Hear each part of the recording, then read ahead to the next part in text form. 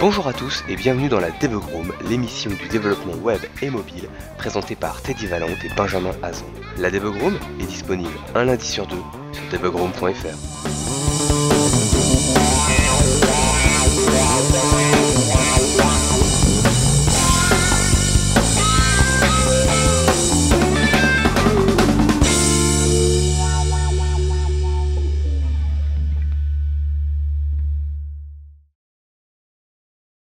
En avant dans la zone 404.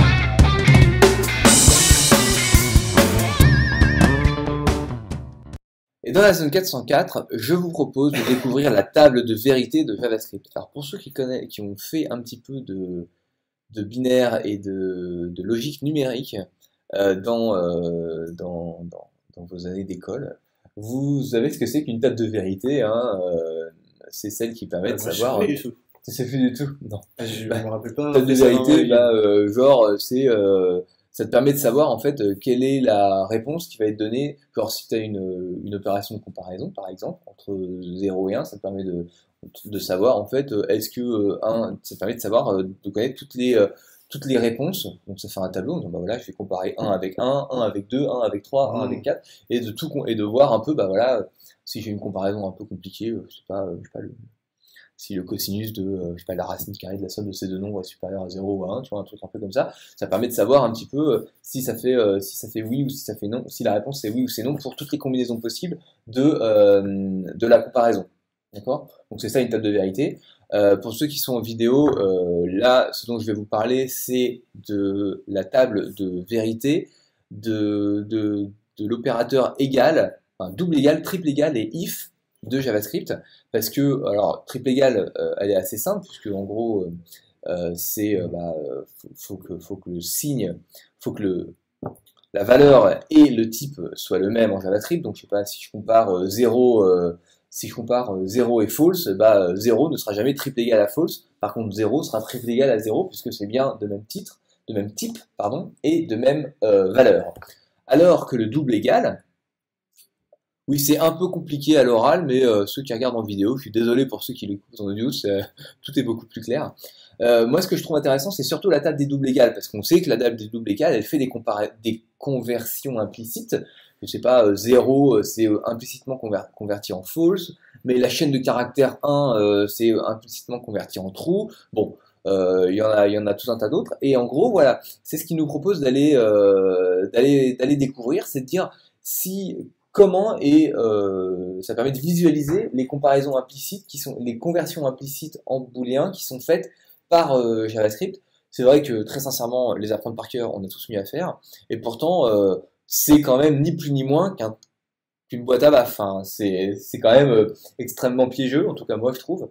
Donc du coup, moi je trouve que c'est une ressource rigolote à avoir sous les yeux de temps en temps pour se rappeler que, non mais il y a des trucs quand même assez rigolos, je sais pas, un tableau vide, eh bien c'est converti en false, tu vois, il n'y a rien d'évident là-dedans, alors que un objet vide, c'est pas false. C'est cool, tu vois, il y a un moment tu te dis, non mais, faut arrêter de se foutre de nous. Bref, c'est genre non mais c'est vrai. C'est pas vraiment ça, c'est comme ils l'écrivent sur le site, c'est la morale, c'est que il faut utiliser les triples égales. Peu importe les circonstances. Les circonstances, aucune circonstance. Non mais elle est intéressante cette conclusion parce qu'effectivement moi c'est vrai que c'est intéressant de se dire arrêtez, c'est clair, arrêtez les délires, utilisez les triples égales, faites vous-même les conversions si besoin est, de manière à ce que vous gardiez le contrôle de votre application. Bon. Voilà, moi je trouvais ça un peu what the fuck, c'était sympa de... Moi je pense que ça peut être utile pour les débutants, pour qu'ils se rendent compte des problèmes potentiels que tu peux avoir à pas utiliser le triple égal. C'est clair. Ouais, c'est typiquement l'objet vide qui n'est pas false, alors que le tableau vide, tu dis, mais attends, sérieusement les mecs, quoi. Enfin, ça, c'est le bon exemple du truc qui peut vraiment te prendre la tête et te faire un bug pourri que tu vas mettre 3 semaines à... Exactement, et après quand tu vois... pas 3 heures, non, mais voilà, mais tu t'arrachais les cheveux pour ça, sérieusement, non, quoi. Enfin, on a déjà assez de problèmes comme ça. tu veux en parler un peu? Non, moi j'utilise le triple égal, je m'en fous. J'ai compris au bout de 2 ans qu'il fallait utiliser ça et c'est trop tard. C'est ça. Ok. Bon, voilà pour la table de vérité de Très bien. JavaScript. À toi de nous parler de synthétiseur. Ouais, voilà, c'est un petit lien marrant. Faudra aller voir, parce que là, pour le coup, c'est vraiment, C'est graphique. c'est vraiment graphique. Mais pour ceux qui regardent la vidéo, je vais vous ouvrir le lien qu'il faut, et c'est aussi audio en fait. Aïe aïe aïe. Hop, alors on va baisser le son. Alors le principe c'est quoi? C'est que on a une sorte d'oscilloscope, Ouais. et on a un son qui est généré par le code qu'on voit sur la droite de l'écran. Et D'accord. en fait, c'est ce code-là, tout simplement, il doit renvoyer une valeur.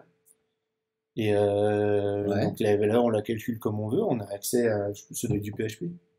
C'est pas du JavaScript ça? Non, c'est du JavaScript. Ouais, c'est plus simple en plus de faire du JavaScript dans Comme un navigateur. ouais.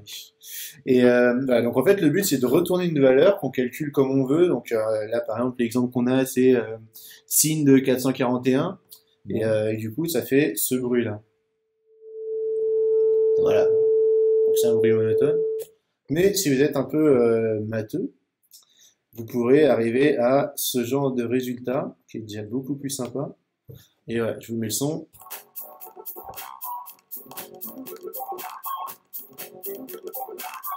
Avec des maths. Avec des maths, bah tu vois exactement le. Alors là, en plus, ça devient compliqué. Moi, je serais incapable de comprendre ce que ça fait. Alors, explique-nous tout ça, Teddy. Non, j'ai pas envie.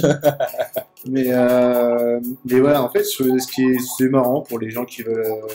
Là, par contre, il faut vraiment être matheux pour le coup. Mais voilà, en fait, c'est juste une utilisation sympa de ce qu'on peut faire avec JavaScript. Et avec, du coup, ça va être l'API audio qui est utilisée pour générer ça. Oui, je pense. Voilà, je trouvais ça marrant. Et donc là, le résultat, je sais pas si on entendra bien dans la vidéo. Je vais monter un peu le son. On est déjà à fond? Ouais. Ok. En fait, ça, c'est pas extrêmement génial ou peu importe. Mais c'est déjà généré par toute une série de fonctions dans tous les sens avec des. Tu vois, il y a des fonctions maintenant, je sais même pas d'où ça vient, quoi. C'est un paquet de fonctions mathématiques. Ouais. Il y en a vraiment D'accord. beaucoup. Ah, voilà, je trouvais ça marrant, c'est une utilisation Un peu détourné du JavaScript et des fonctions mathématiques. Ouais, Non, c'est cool.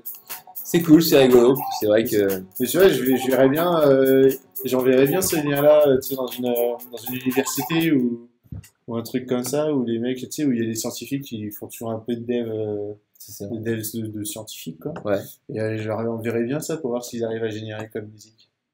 On va dire, reprenez-moi le dernier tube de Rihanna pour Ouais. voir ce qu'ils sont capables de faire. Ouais, ou des trucs Ouais, mieux, tu vois, mais C'est bien, Rihanna. enfin voilà, j'ai trouvé ça sympa. Et puis en plus, du coup, on peut aussi aller voir à quoi ressemble le code. Il est disponible sur GitHub. Cool. Bon bah c'est Voilà. top. Écoute, j'irai pas regarder en détail ton synthétiseur parce que honnêtement ça me fait me faire mal au crâne. Mais je trouve ça c'est bien plus- sympa. C'est plus pour le défi technique Ouais. ou le défi Mathématique. mathématique, quoi. C'est clair. Bon bah c'est cool. Bah écoute, il On a reste- fini? on a fini. Ouais. Exactement. Il nous reste plus qu'à nous dire où est-ce qu'on peut te retrouver sur internet si on veut te défier avec ton synthétiseur. Du coup, je vais passer parce que j'ai pas envie de... Là, je suis sûr de me faire battre pour le coup. Non, vous pouvez me retrouver sur Twitter, @bellybast. Et pour ma part, vous me retrouverez sur mon site internet www.benjaminazan.com où vous retrouverez mes liens Twitter, Google+, si vous voulez me retrouver sur ces réseaux-là. Bien écoute, merci Teddy pour Merci cette à toi. émission. Merci à vous de nous avoir suivis et on se retrouve dans 2 semaines. Salut! À très bientôt.